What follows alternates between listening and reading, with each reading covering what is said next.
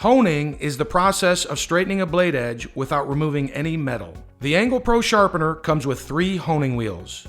Each wheel is set at a different angle. The first wheel is set at 14 degrees, which covers blade angles of 13 to 15 degrees. The second wheel is set at 17 degrees, which covers blade angles of 16 to 18 degrees. And the third wheel is set at 20 degrees, which covers blade angles of 19 to 21 degrees. The color-coded wheels correspond with the angle gauge. Always start with the honing wheels when trying to put an edge on your knife. I'm going to take a brand new knife and run it across this piece of steel to make it dull. As you can see, the knife is very dull.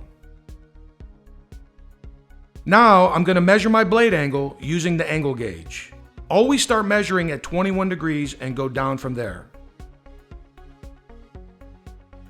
Once I know the correct angle, I will use the corresponding ceramic wheel to hone the knife. I'm going to place the blade into the slot and with light pressure draw the knife towards me. I will do this about 10 times. As I do this, it will straighten the edge without taking off any metal. As you can see, the knife is sharp again.